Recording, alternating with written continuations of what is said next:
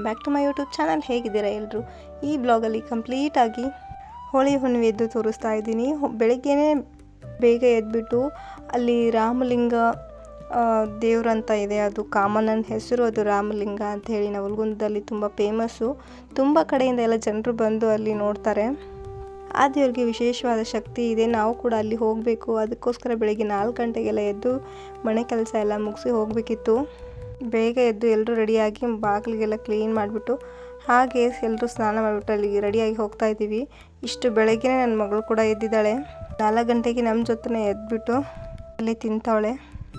ನಾವು 4 ಜನ ಇಷ್ಟು ಬೇಗ ಹೊರಟರೂ ಕೂಡ ನಮ್ಗಲ್ಲಿ ಕ್ಯೂ ತೋರಿಸ್ತೀನಿ ನಿಮಗೆ ಎಷ್ಟೊಂದು ಕ್ಯೂ ಇದೆ ಅಂತ. ತುಂಬ ದೂರದಿಂದ ಮಹಾರಾಷ್ಟ್ರ ಕಡೆಯಿಂದ ಎಲ್ಲ ಜನರು ಬರ್ತಾರೆ. ಅಲ್ಲಿ ಬರೋಕ್ಕೆ ಕಾರಣ ಏನಂದರೆ ಇಷ್ಟಾರ್ಥ ಸಿದ್ಧಿ ಕಾಮದೇವ ಅಂತ ಕರೀತಾರೆ. ಅಲ್ಲಿ ನಾವೇನು ಬೇಡ್ಕೊಂಡ್ರೂ ಕೂಡ ಅಲ್ಲಿ ಆಗತ್ತಂತೆ. ಹಾಗೆ ನಾವು 2 ವರ್ಷದ ಹಿಂದೆ ನಾವು ಕೂಡ ಅಲ್ಲಿಂದ ಒಂದು ವಸ್ತುನ ತೊಗೊಂಬಂದಿದ್ವಿ. ಅದು ಕೂಡ ಕಂಪ್ಲೀಟ್ ಆಯಿತು. ಅದಕ್ಕೆ ಅದು ಹರಕೆನ ಕೊಟ್ಟರಾಯಿತು ವಾಪಸ್ಸು ಅಂದ್ಬಿಟ್ಟು ಹೋಗ್ತಾ ಇದ್ದೀವಿ. ಇಷ್ಟಾರ್ಥ ಸಿದ್ಧಿ ಅಂದರೆ ಏನೇನೆಲ್ಲ ಆಗುತ್ತೆ ಅದೆಲ್ಲನೂ ಕಂಪ್ಲೀಟಾಗಿ ನಾನು ಮುಂದೆ ನಿಮ್ಗೆ ತಿಳಿಸ್ಕೊಡ್ತೀನಿ. ಈ ವಿಡಿಯೋ ನೋಡ್ತಿರೋರು ಯಾರಾದರೂ ಅಲ್ಲಿ ಬಂದು ದರ್ಶನ ಪಡೆದಿದ್ದರೆ ಒಂದು ಕಮೆಂಟ್ ಮಾಡಿ, ನನಗೂ ತುಂಬ ಖುಷಿ ಆಗುತ್ತೆ. ವೀವರ್ ಕೂಡ ಇದ್ದಾರೆ ಅಂತ. ನೋಡ್ತಿರ್ಬೋದು ಮಹಾರಾಣಿಯವರು 4 ಗಂಟೆಗೆ ಎದ್ದು ಎಲ್ಲ ಚೆನ್ನಾಗಿ ನಿಂತ್ಕೊಂಡವ್ರೆ. ಇವ್ರನ್ನ ಕೂಡ ರೆಡಿ ಮಾಡಬೇಕು.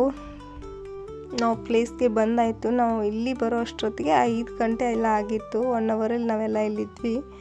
ಆದರೂ ಕೂಡ ಎಷ್ಟೊಂದು ರಶ್ ಇತ್ತು ಅಂದರೆ 2 ತಾಸು ನಾವು ಎಲ್ಲ ಕ್ಯೂ ಹಚ್ಚಿದ್ರು ಕೂಡ ಮಕ್ಕಳು ತುಂಬ ಕಿರಿಕಿರಿ ಮಾಡಲಿಕ್ಕೆ ಸ್ಟಾರ್ಟ್ ಮಾಡಿದರು.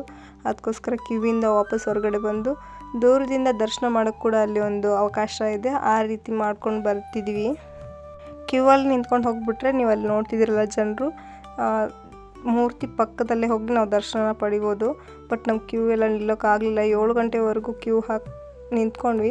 ಜನ ಜಾಸ್ತಿ ಇದ್ದಿದ್ದರಿಂದ ಉಸಿರಾಡೋಕ್ಕೂ ಸ್ವಲ್ಪ ತೊಂದರೆ ಆದಂಗಾಯಿತು. ಮಕ್ಕಳು ಕೂಡ ಬೆಳಗ್ಗೆ ಬೇಗ ಎದ್ದಿದ್ರಲ್ಲ, ಸ್ವಲ್ಪ ಕಿರಿಕಿರಿ ಮಾಡೋಕ್ಕೆ ಸ್ಟಾರ್ಟ್ ಮಾಡಿದರು. ಹೊರಗಡೆ ಬಂದುಬಿಟ್ಟು ನೀವು ನೋಡ್ತಿರ್ಬೋದು ನಾವು ವಿಡಿಯೋ ಎಲ್ಲಿಂದ ಶೂಟ್ ಮಾಡಿದ್ದೀನಿ ಅಂತ. ಅಷ್ಟು ದೂರದಲ್ಲಿ ನಿಂತ್ಕೊಂಡು ದರ್ಶನ ಮಾಡಿಕೊಂಡು ಕೈ ಮುಕ್ಕೊಂಡು ಅದೇನು ಹರಕೆ ಅಂದ್ವಲ್ಲ ಅಲ್ಲಿ ಕೆಲವೊಂದಿಷ್ಟು ವಸ್ತುಗಳಿಟ್ಟಿರ್ತಾರೆ. ಒಂದು ಛತ್ರಿ ಇರ್ಬೋದು, ಪಾದಗಳಿರ್ಬೋದು, ಅಥವಾ ಕುದುರೆ, ಈ ರೀತಿ ಕೆಲವೊಂದು ವಸ್ತುಗಳನ್ನ ಅಲ್ಲಿ ಇಟ್ಟಿರ್ತಾರೆ. ನಿಮಗೆ ಯಾವುದು ಬೇಕು ಅದು ತೊಗೊಂಡು ನಿಮ್ಮ ಇಷ್ಟಾರ್ಥನ ಅಲ್ಲಿ ಬೇಡ್ಕೊಂಬರ್ಬೇಕು.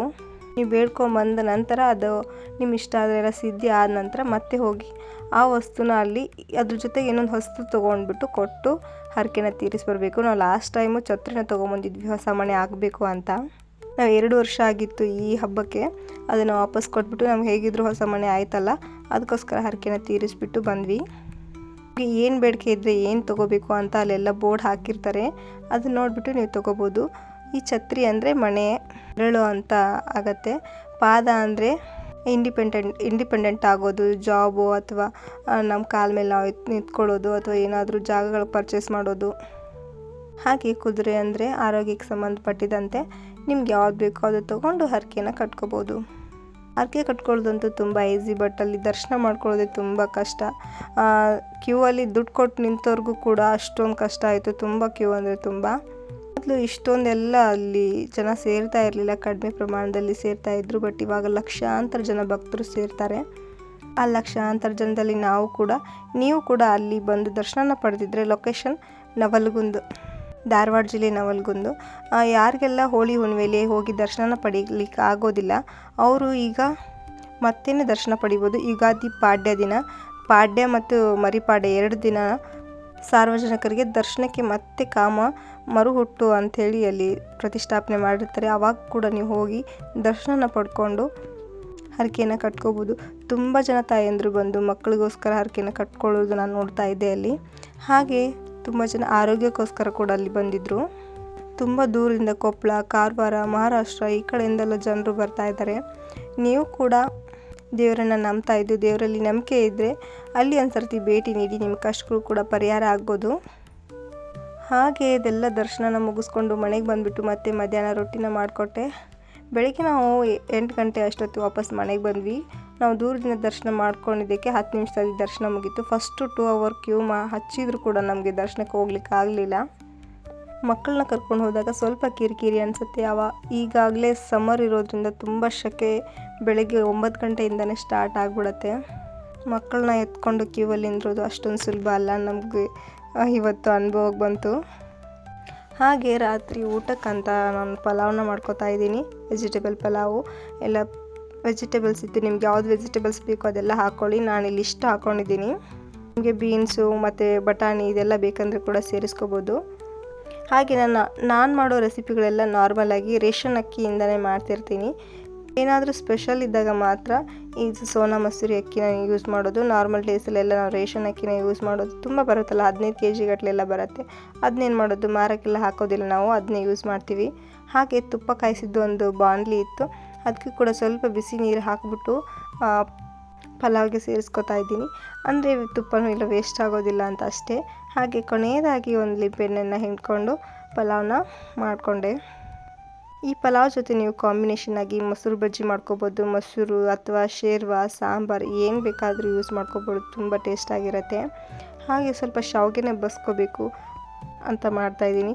ಇದಕ್ಕೆ ನೀರು ಶಾವಿಗೆ ಅಥವಾ ಬಸ್ತಿರೋ ಶಾವಿಗೆ ಅಥವಾ ಬೆಲ್ಲ ಶಾವಿಗೆ ಏನು ಬೇಕಾದರೂ ನೀವು ಕರ್ಕೋಬೋದು. ನಾವಿಲ್ಲಿ ಬಸ್ತಿರೋಂಥ ಶಾವಿಗೆ ಅಂತ ಕರಿತೀವಿ. ಫಸ್ಟು ಸ್ವಲ್ಪ ನೀರನ್ನ ಹಾಕ್ಬಿಟ್ಟು ಕುದಿಸಿ ಅದಕ್ಕೆ ಶಾವಿಗೆನ ಸೇರಿಸ್ಕೊತಾ ಇದ್ದೀವಿ. ಇದಕ್ಕೆ ಶಾವಿಗೆನೇನು ಫ್ರೈ ಅಥವಾ ಏನು ಮಾಡ್ತಾಯಿಲ್ಲ, ರೀತಿ ಶಾವಿಗೆ ಹಾಗೆ ಹಸಿದಾಗೆ ಹಾಕೋತಿದ್ವಿ.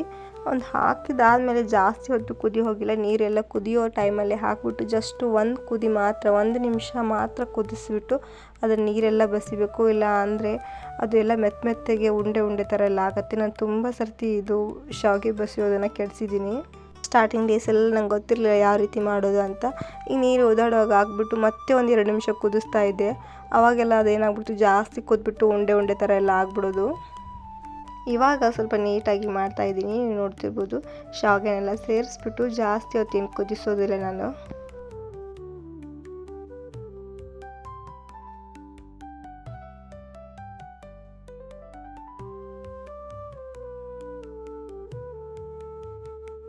ಇಷ್ಟು ಮಾಡಿಬಿಟ್ಟು ಒಂದು ಬಾಯಿ ಮುಚ್ಚಳ ಮುಚ್ಚಿ ಇದನ್ನು ಬಸ್ಬಿಡಬೇಕು. ಬಿಸಿ ನೀರೆಲ್ಲ ಚೆನ್ನಾಗಿ ಆದಮೇಲೆ ನೀವು ಅನ್ನ ಬಸಿತೀರಲ್ಲ ಅದೇ ರೀತಿ ಬಸ್ಕೊಂಡ್ಬಿಟ್ಟು ಇದಕ್ಕೆ ಸ್ವಲ್ಪ ತಣ್ಣೀರನ್ನ ಸೇರಿಸಬೇಕು. ನಾನಿಲ್ಲಿ 1 ಚಮಚಷ್ಟು ತಣ್ಣೀರನ್ನ ಸೇರಿಸ್ತಾ ಇದ್ದೀನಿ. ತಣ್ಣೀರು ಸೇರಿಸೋದ್ರಿಂದ ಉದುರಾಗಿ ಆಗುತ್ತೆ, ಶಾವಿಗೆ ತುಂಬ ಚೆನ್ನಾಗಾಗತ್ತೆ. ಯಾವುದೇ ರೀತಿ ಗಂಟುಗಳೆಲ್ಲ ಆಗೋದಿಲ್ಲ. ನೀವು ನೋಡ್ತಿರ್ಬೋದು ಯಾವ ರೀತಿ ಉದುರಾಗಿ ಆಗುತ್ತೆ ಅಂತ. ಅದಕ್ಕೆ ಸ್ವಲ್ಪ ಬೆಲ್ಲ ಅಥವಾ ಸಕ್ಕರೆ ನಿಮಗೆ ಏನು ಇಷ್ಟನೋ ಅದನ್ನು ಹಾಕ್ಕೊಂಡ್ಬಿಟ್ಟು ಸ್ವೀಟು ನೀವು ಸರ್ವ್ ಮಾಡ್ಕೋಬೋದು. ನಾನಿಲ್ಲಿ ಬೆಲ್ಲನ ಯೂಸ್ ಮಾಡ್ತಾಯಿದ್ದೀನಿ. ನಾರ್ಮಲಿ ನಾವು ಆರ್ಗ್ಯಾನಿಕ್ ಬೆಲ್ಲನ ಯೂಸ್ ಮಾಡೋದು. ನೀವು ನಾರ್ಮಲ್ ಬೆಲ್ಲ, ಕೆಂಪು ಬೆಲ್ಲ ಬರುತ್ತಲ್ಲ ಅದನ್ನು ಕೂಡ ಯೂಸ್ ಮಾಡ್ಬೋದು. ಅಥವಾ ಸಕ್ಕರೆ ಪುಡಿ ನೀವು ಯಾವ್ದು ತಿಂತೀರ ನೋಡಿ ಅದನ್ನು ಇದಕ್ಕೆ ಹಾಕ್ಕೊಂಡ್ಬಿಟ್ಟು ಸರ್ವ್ ಮಾಡ್ಕೋಬೋದು. ಮೇಲೆ ಸ್ವಲ್ಪ ತುಪ್ಪ ಹಾಗೆ ಹಾಲನ್ನ ಸೇರಿಸಿ ಇನ್ನೂ ಸಕ್ಕ ಟೇಸ್ಟ್ ಕೊಡುತ್ತೆ. ನಾವು ಇದನ್ನು ಬಸ್ತಿರೋ ಶಾವಿಗೆ ತುಂಬ ಮಾಡ್ತೀವಿ. ಸ್ವಲ್ಪ ಬೇಜಾರೆಲ್ಲ ಆದಾಗ, ಅಂದರೆ ರೊಟ್ಟಿ ತಿನ್ನೋಕೆ ಬೇಜಾರಾದಾಗ ಇದೆಲ್ಲ ಮಾಡ್ಕೊಂಡು ತಿಂತಾ ಇರ್ತೀವಿ. ನೀವು ಕೂಡ ಈ ರೆಸಿಪಿನ ಮಾಡ್ತಾಯಿದ್ರೆ ನನಗೊಂದು ಕಮೆಂಟ್ ಮಾಡಿ, ಅಥವಾ ಹೊಸದಾಗಿ ಈ ರೆಸಿಪಿನ ನೋಡಿದರೆ ಅದು ಕೂಡ ಕಮೆಂಟ್ ಮಾಡಿ. ಶಾವಿಗೆ ಮಾಡೋಷ್ಟರಲ್ಲಿ ಕುಕ್ಕರ್ ವಿಸಿಲೆಲ್ಲ ಹೋಗ್ಬಿಟ್ಟು ನನ್ನ ಮಗನಿಗೆ ತುಪ್ಪ ಹಾಕ್ಬಿಟ್ಟು ಸರ್ವ್ ಮಾಡ್ತಾಯಿದ್ದೆ. ಬಟ್ ಅವನು ಮೊಸರು ಬಜ್ಜಿ ಕೂಡ ಬೇಕು ಅಂತ ಕೇಳ್ತಾ ಇದ್ದ. ಅದಕ್ಕೆ 2 ಕೂಡ ಅವನಿಗೆ ಸರ್ವ್ ಮಾಡ್ತಾಯಿದ್ದೀನಿ. ತುಪ್ಪ ಯೂಸ್ ಮಾಡಿದರೆ ಮೊಸರು ಬೇಡಪ್ಪ ಅಂತ ಹೇಳಿದ್ರು ಕೇಳೋದಿಲ್ಲ ಮಕ್ಕಳು. ಹಾಗೆ ಅಲ್ವಾ, ನಾವು ಹೇಳಿದ್ದು ಯಾವಾಗ ಕೇಳ್ತಾರೆ ಅಲ್ವಾ. ಅವ್ರು ಹೇಳಿದಾಗೆ ಅವ್ರು ಏನು ತಿಂತಾರೆ ಅದಷ್ಟು ಹಾಕ್ಕೊಟ್ಬಿಟ್ರೆ ಮುಗೀತು. ಏನಾದರೂ ತಿನ್ನಲಿ, ಅವ್ರ ಹೊಟ್ಟೆ ತುಂಬ ತಿನ್ನೋದು ಇಂಪಾರ್ಟೆಂಟು. ಹಾಗೆ ಹೆಲ್ತಿ. ಇನ್ನು ತುಪ್ಪ ಆಗಿರ್ಬೋದು, ವೆಜಿಟೇಬಲ್ಸ್ ಎಲ್ಲ ಆರ್ಗ್ಯಾನಿಕ್ ಆಗೇ ಇರುತ್ತೆ. ತುಪ್ಪನ ಕೂಡ ನಾನು ಮನೇಲೇ ಮಾಡ್ಕೊಳ್ಳೋದು, ಹೊರಗಿಂದ ಏನು ತರೋದಿಲ್ಲ. ಕೆಲವೊಂದು ಸರ್ತಿ ಅಷ್ಟೇ ಮೊಸರು ಇಲ್ಲಿ ಪಕ್ಕದ ಮನೇಲಿ ತರೋದು, ಅಂದರೆ ಎಮ್ಮೆ ಹಾಕೊಳ್ಳೋದೆಲ್ಲ ಇದೆ. ಇಲ್ಲ ಅಂದರೆ ಜಾಸ್ತಿ ಟೈಮು ಮನೇಲಿ ಹಾಕ್ಕೊಂಡ್ಬಿಟ್ಟು ನಾನು ಮೊಸರು ಮಾಡ್ಕೊತೀನಿ. ಈ ರೀತಿ ಮನೇಲೇ ಮಾಡ್ಕೊಳ್ಳೋದ್ರಿಂದ ಕೆನೆ ಕೂಡ ಚೆನ್ನಾಗಿ ಬರುತ್ತೆ, ಬೆಣ್ಣೆ ಕೂಡ ಮಾಡ್ಬೋದು. ಈ ವಿಡಿಯೋ ನಿಮಗೆ ಇಷ್ಟ ಆಗಿದ್ದರೆ ಪ್ಲೀಸ್ ಲೈಕ್ ಮಾಡಿ, ಶೇರ್ ಮಾಡಿ. ಹಾಗೆ ನನ್ನ ಚಾನಲ್ನ ಸಬ್ಸ್ಕ್ರೈಬ್ ಮಾಡಿಕೊಂಡು ಸಪೋರ್ಟ್ ಮಾಡಿ. ಯಾರೆಲ್ಲ ಇನ್ನೂ ಆ ದೇವ್ರ ದರ್ಶನ ಮಾಡ್ಕೋಬೇಕು ಅಂದ್ಕೊಂಡಿದ್ದೀರಾ, ಧಾರವಾಡ ಜಿಲ್ಲೆ ನವಲಗುಂದ. ನೆಕ್ಸ್ಟು ಈಗ ಯುಗಾದಿ ಪಾಡ್ಯಕ್ಕೆ ಮತ್ತು ಸಾರ್ವಜನಿಕ ದರ್ಶನಕ್ಕೆ ಓಪನ್ ಮಾಡ್ತಾರೆ, ಆವಾಗ ಹೋಗ್ಬಿಟ್ಟು ನೀವು ಹರಕೆನ ಕಟ್ಕೋಬೋದು. ಇದು ಯಾವುದೇ ರೀತಿ ಪ್ರಮೋಷನ್ ಅಲ್ಲ, ಜಸ್ಟು ತುಂಬ ಜನ ಹುಡುಕ್ತಿರ್ತಾರೆ ಒಳ್ಳೇದಾಗಬೇಕು ಅಥವಾ ಎಲ್ಲಿ ಹೋಗಿದ್ರೆ ಏನಾದರೂ ಪರಿಹಾರ ಸಿಗತ್ತಾ ಅಂತ. ಅದರಲ್ಲಿ ಸ್ವಲ್ಪ ಮಕ್ಕಳು ಆಗೋದ್ರ ಬಗ್ಗೆ ತುಂಬ ಜನ ತಾಯಂದ್ರು ನಾನು ನೋಡಿದ್ದೀನಿ. ಮಕ್ಕಳಾಗ್ತಿಲ್ಲ, ಎಲ್ಲ ಕಡೆ ತೋರಿಸೋದಾಯಿತು, ದೇವ್ರಿಗೆ ಹರಕೆ ಕಟ್ಕೊಳ್ಳೋದಾಯಿತು ಅಂತ. ಇಲ್ಲಿ ಒಂದು ಸರ್ತಿ ಟ್ರೈ ಮಾಡಿ, ಯಾರಿಗೆ ಗೊತ್ತು, ರಾಮಲಿಂಗ ಸ್ವಾಮಿ ನಿಮಗೂ ಕೂಡ ಕಣ್ ತೆಗೆದು ಮಕ್ಕಳಾಗ್ಬೋದು. ಅಥವಾ ನಿಮ್ಮದೇ ಆದಂಥ ಒಂದು ಸೂರು ಕಟ್ಕೋಬೋದು, ನಿಮ್ಮ ಕಾಲ ಮೇಲೆ ನಿಂತ್ಕೋಬೋದು ಅಲ್ವಾ. ನಾನು ಮಾತಾಡುವಾಗ ನಿಮಗೇನಾದರೂ ಬೇಜಾರಾದರೆ ದಯವಿಟ್ಟು ಕ್ಷಮಿಸಿ. ವಿಡಿಯೋ ನೋಡಿದ್ದಕ್ಕೆ ಧನ್ಯವಾದಗಳು. Thank you.